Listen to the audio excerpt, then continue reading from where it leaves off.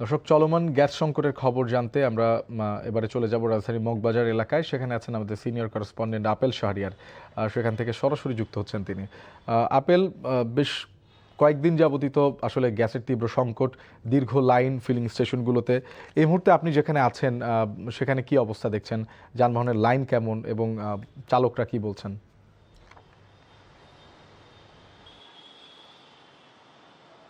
Gas সরবরাহ স্বাভাবিক না হওয়ায় ফিলিং স্টেশনগুলোর সামনে যে দীর্ঘ সারি যানবাহনে সেটা আজও দেখা গেছে। আমি বেশ কয়েকটি ফিলিং স্টেশন ঘুরে দেখেছি, সেখানে কয়েক জায়গায় সাময়িকভাবে গ্যাস বন্ধ রয়েছে দেওয়া। আর আমি এখন যেখানে রয়েছি সেখানেও 2 ঘন্টা আগে বন্ধ ছিল, কিছুক্ষণ আগে আবার দেওয়া শুরু করেছে। এবং আমি আবার পিছনে দেখতে পাচ্ছেন কিন্তু দীর্ঘ লাইন এই গাড়িগুলো যানবাহনের। তো চালকরা খুব হতাশার কথা জানিয়েছেন যে বেশ কিছুদিন ধরেই তো এই সমস্যাটা হচ্ছে, কেন এখনো সমাধান হচ্ছে না। তাদের মাঝেও নানা ধরনের প্রশ্ন আসছে যে গ্যাসের কি দাম বাড়ানোর জন্য এটা করা হচ্ছে।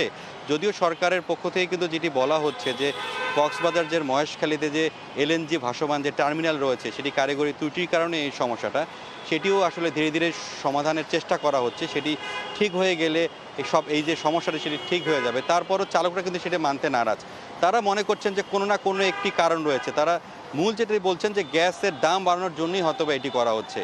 তারা সরকারের কাছে অনুরোধ জানিয়েছেন দ্রুত সময়ের মধ্যে যাতে এই যে সমস্যাটি যাতে সমাধান করা হয়। আর ফিলিং স্টেশন কর্তৃপক্ষের সঙ্গে আমি কথা বললাম, তারা বলছেন তাদেরকে আয় কিন্তু অনেকটাই কমে গেছে এবং যে বিদ্যুতের যে দাম, তারা যে এই গ্যাসটি সরবরাহ করার জন্য অর্থাৎ গ্রিড থেকে যে টেনে যে নিয়ে আসবে লাইনে আনার জন্য যে খরচটি তাদের হচ্ছে, সেটিও কিন্তু এই যে গ্যাস বিক্রি করেও তাদের হচ্ছে না। এই জন্য তারা দাবি জানিয়েছেন সরকার যাতে দ্রুত সময়ের মধ্যে এই সমস্যার সমাধান করে। দর্শক, আমরা জানছিলাম রাজধানীর গ্যাস পরিস্থিতির খবরাখবর।